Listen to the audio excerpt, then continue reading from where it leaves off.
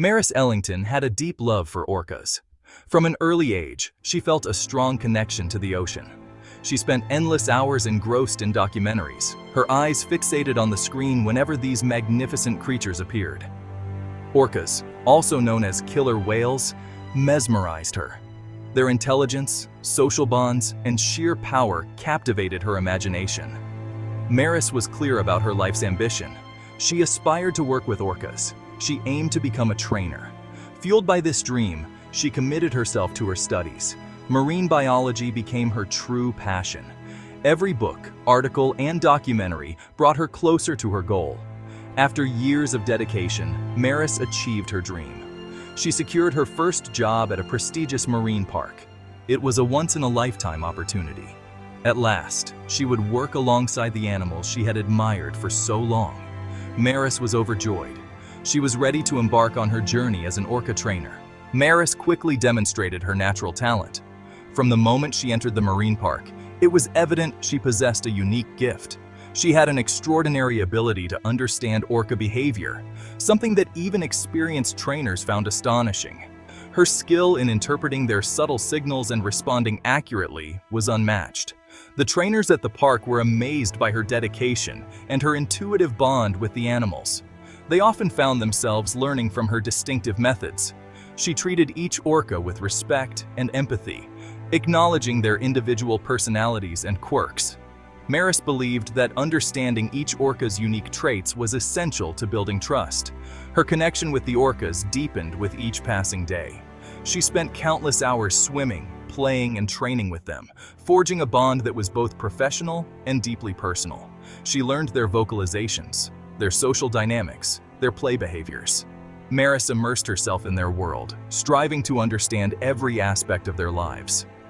Maris became a skilled trainer, capable of leading complex shows that highlighted the orca's intelligence and athleticism. Her performances were a highlight for visitors, drawing large crowds. The audience adored her, and the orcas responded to her with trust and affection. Her shows were not just entertaining, they were a testament to the deep bond she shared with the orcas. Her reputation as a rising star in the marine park world grew. She received numerous awards and accolades for her work, becoming a well-known figure in the community. She was featured in interviews, articles, and documentaries. Her story inspired many, and she became a role model for aspiring marine trainers. Maris became an advocate for orcas, educating the public about these incredible animals. She believed that knowledge was the first step towards conservation. She believed that her work was helping to foster appreciation and conservation efforts for orcas in the wild. Her passion extended beyond the park into the broader fight for marine conservation. She was living her dream, but beneath the surface, a darkness was beginning to stir. The challenges of her work and the complexities of marine conservation were starting to weigh heavily on her. Training orcas came with significant risks. These creatures were apex predators. Enormous and powerful, even seasoned trainers faced potential accidents. Maris had seen numerous near misses. A mistimed signal or a sudden change in an orca's mood could lead to disaster. She began to observe the effects of captivity on the orcas. Used to vast ocean expanses, they were now confined to concrete enclosures. Their intricate social structures were disrupted. The orcas often exhibited signs of stress and boredom. Maris began to question the ethics of her profession. Doubts started to cloud her mind. The more she learned about orca behavior and intelligence, the more she struggled with the morality of their captivity. Maris found herself torn between her affection for the orcas and her growing discomfort with their confinement. The dream she had chased for so long was beginning to feel like a nightmare. Maris wasn't alone in her worries. Doubts and unease spread quietly among the staff. They all saw the orcas' frustration, their boredom, and occasional aggression. There were whispered stories, secret conversations about incidents that had been hidden. Trainers were injured and traumatized, their experiences silenced by the marine park's PR efforts. They knew the industry thrived on entertainment and profit. The orcas' well-being, they feared, was often secondary to financial gains. Maris increasingly clashed with the park's management. She raised concerns about the orcas' living conditions, training methods, and the relentless pressure to perform. Her concerns were met with resistance. The marine park was focused on maintaining its image. Orcas were their main attractions, their moneymakers. Admitting to ethical issues, potential dangers, and the psychological toll on the animals would jeopardize their entire operation. Maris became a liability, her concerns a threat to their carefully crafted image of happy orcas and family-friendly entertainment. Chapter 5. The Incident. The event that changed everything for Maris occurred on what seemed like an ordinary day. The audience was cheering, the music was loud, and the orcas were executing their routine. But Maris felt something was amiss. The orca she was working with, a large male named Quito, appeared agitated. She signaled to stop the music and for the other trainers to step back. Yet Quito's erratic behavior continued. He bumped against the platform, his massive body towering over Maris. She tried to stay calm and de-escalate the situation, but Quito's agitation only increased. Suddenly, Quito lunged. Maris, caught off guard, lost her balance and fell into the water. The audience gasped. The other trainers rushed to the edge of the pool. Quito circled Maris, his movements erratic and unpredictable. Time seemed to stand still. Trapped in the water, Maris locked eyes with the massive orca. In that moment, she realized she was in grave danger. Chapter 6. A Sea of Change. The other trainers acted swiftly, redirecting Quito's focus and rescuing Maris from the water. She was shaken, bruised, but alive. The incident reverberated through the marine park and beyond. It was a stark reminder of the power of these animals and the inherent dangers of keeping them in captivity. Maris, forever changed by the experience, could no longer be complicit. She resigned from the marine park, her dream job now a symbol of her disillusionment. She pledged to dedicate her life to advocating for the release of captive orcas and to exposing the dark side of the industry she had once embraced. Her story struck a chord with the public. The incident with Quito became a catalyst for change. People began to question the ethics of orca captivity.